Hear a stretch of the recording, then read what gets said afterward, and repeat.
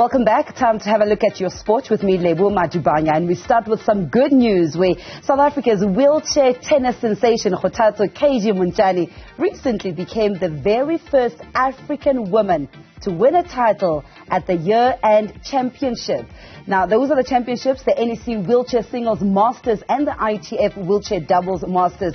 The Limpopo-born player, alongside her partner, Yui Kamiji from Japan, beat Dutch topsies in Diede, Groot and Jiske, Griffioen 6-2, 6-1 in the women's final at this year's Doubles Masters. Now, KG has also won 2 doubles Grand Slam titles this year already, a first for the African continent. This also includes Roland Garros title earlier this year. And it's a pleasure to not only host her on Newzroom Afrika this afternoon, but also just having her back in the country. KG, good afternoon and welcome. Good afternoon to you and to the viewers at home. You know, the viewers might not even know. I've been crossing my fingers waiting for you to at least be part of South Africa for a little while so we can celebrate you. How does it feel to be back home with such an amazing year of tennis under your belt? But you've been celebrating me, so what do you mean? In person. Yeah, well, you know what? I'm just grateful. Just allow me just to really thank my sponsors, you know, and my team at Optimize, Discovery, Avon, Nike. We're going to get there. I just want to thank them, because if it wasn't for them, I know, we wouldn't be sitting here. Yes. So that's what I'm asking. Just allow me to firstly just say thanks also to Solvay, you know, and Mahindra recently, the latest one, we just came on board. So I'm really grateful for all their support, you know. Like we've been talking, it's been a tough year, and for me to get into this year and achieve all that I have achieved, it's unbelievable. I for one also, I'm just like, I'm quite shocked, but you know, it is what it is. So I'm just grateful for the opportunity to still do what I love, and just to keep pushing and hoping that I can give others hope. All right, to the newbies that are looking at us and thinking, what are they talking about? The first African, the first black female, you are a first of African, male, female, to have won 2 Grand Slam titles. And if they might not know, we're talking about the US Open, we're talking about Roland Garros. What does that mean to you? I guess it's been long coming, you know. It's been long coming. I'm just grateful, you know. It's just gratitude all around. I don't know what to say, because I've been in this sport, and sometimes, at some point, I've just lost hope, wanted to give up. I didn't want to do it. And one year that I'm just like, just going to see how it goes and not set goals, it became the year that I'm achieving all these things. So I'm really just grateful for all the support that I have, and mostly to my team, man. Those guys, they never gave up on me. You know, they kept reminding me who I am, where I come from. I remember this year after Australian Open, I was just like, after losing that match against Diede, I was just like texting to him, like, you know what, I'm done. I don't want to do this anymore. And like, shout out to them for just like keeping me in there. So that's what it means. Just gratitude all around. I don't know what to say. I'm just grateful. Just grateful. Take us back to the love of tennis. You're an athlete with a disability, KG. To everyone that might have been under a rock and doesn't quite understand when I say Grand Slam winner and you're an athlete with a disability, having represented South Africa at the highest level, Grand Slam, Paralympic Games, you name it. Take us back to the love for tennis, where it came from, the route that you took to get to where you are. You know, I never loved tennis, right? They forced me it's always the case. Yeah, they forced me to play tennis, you know, because I was a very active learner at school. You know, I was good at table tennis, you know. I was very good at table tennis. And I was doing wheelchair basketball. I didn't like team sport by then. And when tennis came, they didn't even spare me a minute to think about it. They're just like, you are going. So I never really liked it until I was just like a couple of years into it, like when I played my first Grand Slam in 2013 Australian Open. And everyone was like, I want to watch Roger Federer, I want to watch Serena Williams. Yes.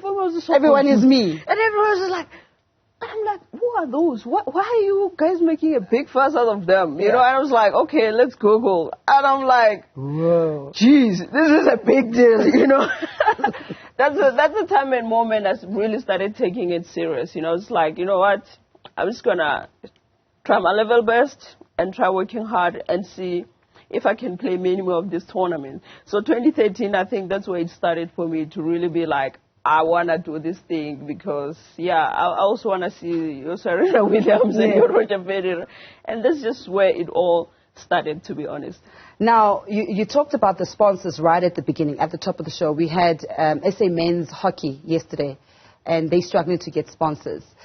But it hasn't been an easy route. You know, someone that might be watching now, they're thinking, maybe because she's alone, she's not within a team sport, so it's easier. This wasn't an easy route to be where you are. The road you traveled from 2013 to be finally a Grand Slam winner wasn't paved with roses and petals, because there was a time where you were on your own trying to navigate a flight with your disability and a wheelchair. It was insane at that time, but you managed to get through. And never mind that you were still representing South Africa wearing the green and gold. Look, you put me on the spot, actually. Remember that particular moment? I mean, for me, it's what I do, I do these things. But, that particular year, things were really rough. There was no money. The Federation had no money, like, honestly. And for me, I was just like, you know what? With what I have, one has to go, and it's going to have to be the player who has to take part. So that's what really happened. But you know what? I'm grateful for that opportunity, because for me, I was just like, here you just want me to be like, guys, I really have nothing and all that. And, but it's important for athletes to be honest when given the platform. It is. But remember, for me, in my head, knowing the struggles, I had already made up my mind that it is what it is. But I'm going to this tournament, and it could be my last. I had to make the best of it. And I get there, and I reach the semifinal, and now I have to answer, why did I go alone? So it was quite tough, but it was quite a moment where really things opened up. So it's not an easy route as an athlete. It doesn't matter team sport, particularly in our country. What we keep achieving, we hope that's what it's going to actually open doors for us, because most of us, we just don't even know how do you reach out to sponsors. So we keep hoping that the results could actually help us get that support, like you're talking about the hockey team, they just did well. And they've qualified for the Olympics. Exactly. And what we hope for as athletes, when you do that well, you hope maybe something will come up. And, and we were still hoping that, corporate can just come through for us and support many more sporting codes. Because I think South Africa on its own, it has shown that they've got the best athletes in the world. I mean, this year, we don't even want to say much. I mean, South Africa's been dominating. So you can imagine how important that support is. But, as athletes, sometimes, yes, we die inside for not getting the support. But when we try to push hard, we just see us. We just don't know how much we need to prove ourselves, to really get that necessary support. What keeps you grounded? And she laughs. I don't know. I've always grew up as that kid who always kept everything to themselves, I'm sort of an introvert, So, me being in my own space, and I live in my own head. So that keeps me grounded, because I calculate everything, every move. Except the trophies you were meant to bring to Newzroom Afrika. We were supposed to have Grand Slam US Open trophies right here. I publicly apologize. Thank you. We take the apology. So you're saying that keeps you grounded, the fact that you are a loner in some aspects of yourself in sports, and becoming a loner where everybody wants a piece of you must be also very difficult. It is, and this year I think has been the most difficult part of it, having to put myself out there, talk so much to the media. Everyone, when they see you, people are happy for me, but sometimes I just don't know how to behave, because I'm just so used to be, within myself, but it's really been great, it taught me something, open up a little, loosen up a little, so it's been quite a life lesson for me, like I said, being an introvert. I mean, I'm used to my own people, but it's been a great one. I've been enjoying it, as much as it's been giving me a lot of anxiety. My therapist has been working overtime. Your therapist is on call 24/7. Look, she's working overtime, telling me how okay it is. These things happen. But you know what? I'm just grateful that this year I was, you know, I had my fair share of being celebrated. And mostly by the most important people, you know, that have been there with me in the beginning, which for me, that's the most important thing. Beyond everyone just being happy for me in South Africa, the fact that people who saw me at the beginning have been the one who have been celebrating me the most. I wouldn't have asked for anything better than that. Like, you know, when we used to have tournaments at home, the former First Lady, Miss Mbeki, never missed my match. Wow. And before I left for the Masters, she hosted a bit of a celebration for me. And it's like, and she reminded me how much she hasn't missed every single match when we used to have tournaments here at home. And I really appreciate that so much, because those are the people who saw me coming up and always supporting me. And this is the former First Lady, I mean, other than that, she loved the sport. She loved the sport. You know, those are like your genuine supporters who really knew where you're coming from, where you started. So for me, that really meant a lot to me, being celebrated by, those kind of people, because they've been there, and having to share all the glory with them, that's what fulfilled my heart. Yeah, but it's been a shocking year, After one of your wins, I want to read something. Billie Jean King, who's won 20 Wimbledon titles. That's 6 singles, 10 doubles, and 4 mixed doubles. One of the greatest tennis players we've ever had. I quote, "In the U.S., I was fortunate to have support of Billie Jean King and her team there, so that made it extra special. But she goes and tweets you and talks about congratulations to KG Montjane for achieving the best that Africa's yet to see." Having someone like that in your corner, what does that mean? That's my girl. Listen to you. That's Billy. We hang out. You know what? I mean, that's like me saying, me and Serena, we hang out sometimes. You know, it's just Roger Federer. It's just Serena Williams. It's just Lionel Messi, or, you know. Yeah, but, you know, after 2021 Wimbledon, you know, when I reached the Wimbledon finals, that's where I actually met, you know, Billy and Ilana Klaus. And, you know, since that time, they sort of took me under their wing, you know. So they sort of take care of me whenever I go to the U.S. Actually, they've been traveling. They went to the 4 Grand Slam this year. So they've been there the whole year. Is it not nerve-wracking to have such a phenomenal icon in sport, being there watching your every move? Do you not feel added pressure? Well, I feel lucky, because she played the sport. She literally knows what I go through. So she always says the right things, because she knows the experience. So I really feel so fortunate, if not lucky, to really have someone like her by my side, you know. I know every time I see her, it's another motivational speaking event, but you know what, I enjoy every bit of it, because she's been through it, she's done it before me, and I couldn't have asked for anyone to learn from, you know. So But I'm curious, how did that link up happen? Yeah, like I was saying, after the finals at Wimbledon, they just rocked up, exchanged numbers, and then obviously the next tournament was the US Open. Okay, come to the suite, and we chat a little bit. And then, we were homies from there, you know. Wow, with Billie Jean King. But that's how it goes. All right, I thought also this was quite hilarious. After you won one of the, I think it was the US Open, with your partner, your doubles partner, and you said you celebrated you were asked in one of the interviews how you celebrated, because everybody's expecting you to go really big. And you said, "We are both quiet individuals. We went for a lovely dinner and called it a day." Who celebrates a Grand Slam title with just dinner and calling it a day? But I told you I'm an introvert. So how do you... Well, and me and you, we are sort of similar, you know. Yeah. So it's just like, we won. I think the first time we really... Had it sunk in, or you were just saying, you know what, we're hungry now, let's just get something to eat? Yeah, something like that. I think when they delivered this other gift to our lockers, where they're like, "Oh, welcome to the last 8. And you're like, "Oh, so this is a big thing, you know?" Yeah. So that's when it really clicks.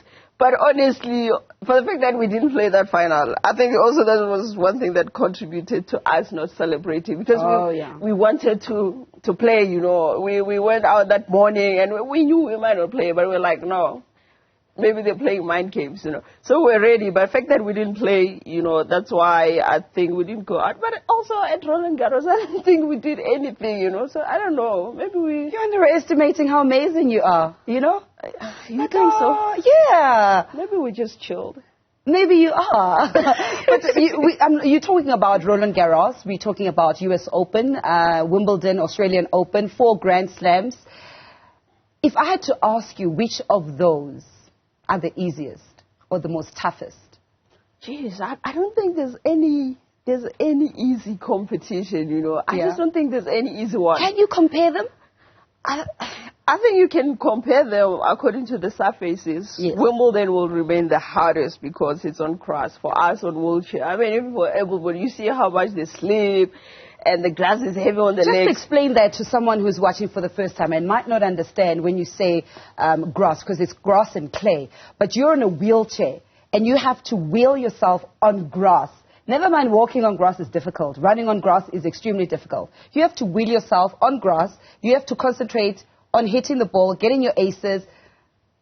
That sounds very, very difficult. That feels like, I don't know what the miners go through. It feels like you are mining, because everything lies upon your upper body and your arms. You know, on a hard court or on a clay court, you can get away with using your entire upper body to maneuver the chair. But on grass, everything is on your... You should see us coming from Wimbledon. You would swear we are weightlifters, because it's so heavy that we even gain more muscles when we play on grass. That's how hard it is. And you're, like you're saying, if your timing is not right and you're not calculating your moves, like, you just feel like you can't do anything on grass, to be honest, because how heavy it is to really push on it. What does training look like for KG?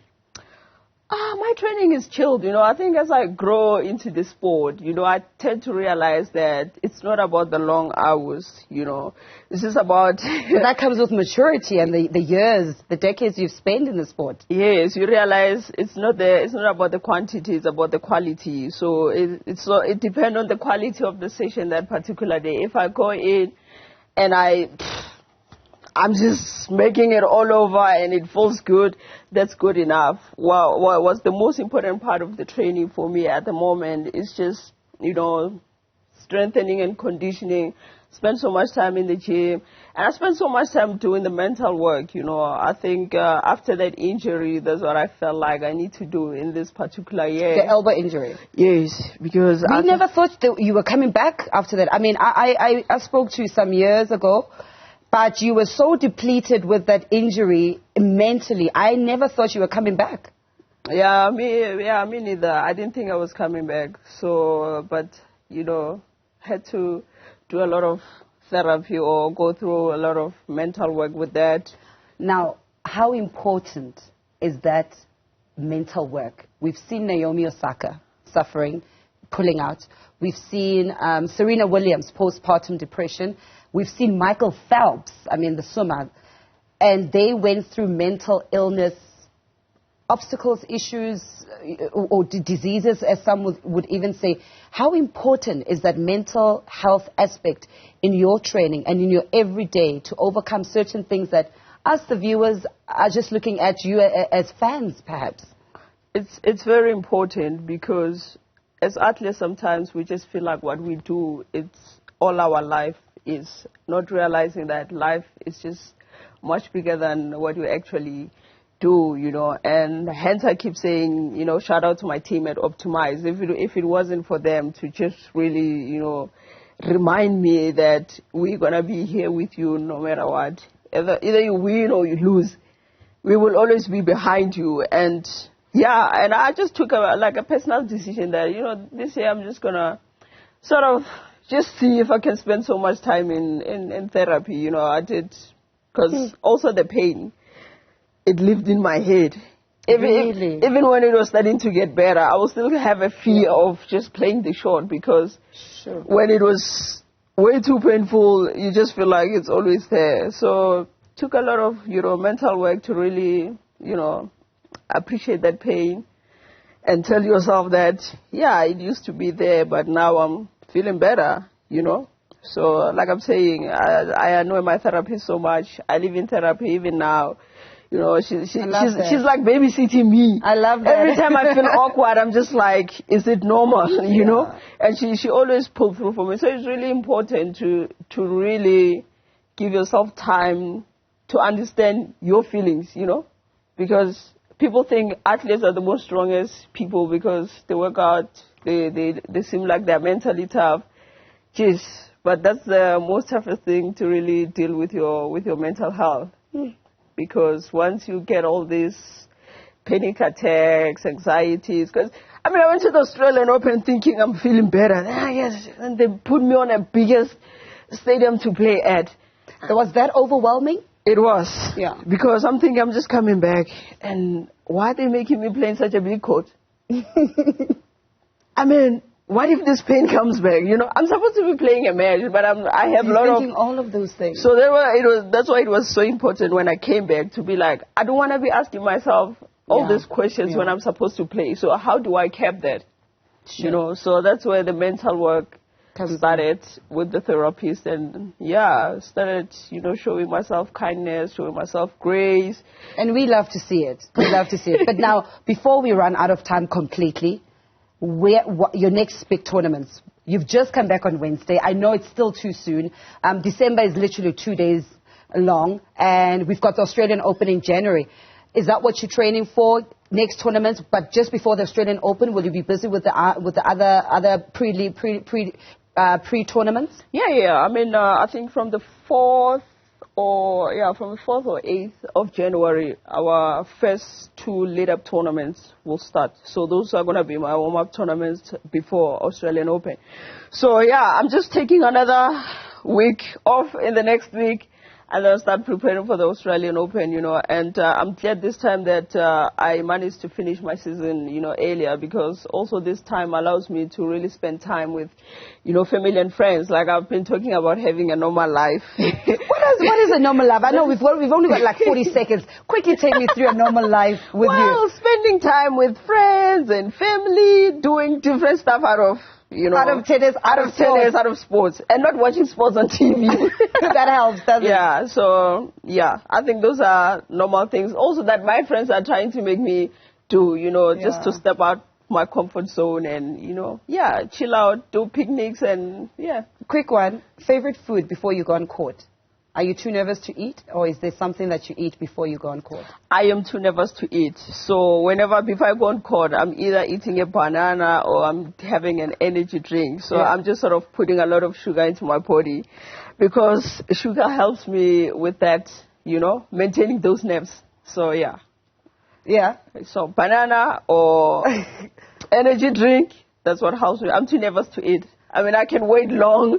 Even if I know I'm playing second match and I only had breakfast, I wouldn't eat lunch. I will wait until I finish playing. I wish we had a little bit more time because I want to find out what are some of your traditions before you go onto the court and afterwards, some of the things that the athlete does. But that is KG Montjane. She's given us her time just back from her winning, historic win in the US, and what an honor it was to have her in studio back on Wednesday. She's already got a week of rest, and then she's off again to represent South Africa at the highest level at the Australian Open in January, and we'll definitely be touching base with her a bit later. For now, that's it for sport. We'll be back a bit later with headlines at the top of the hour.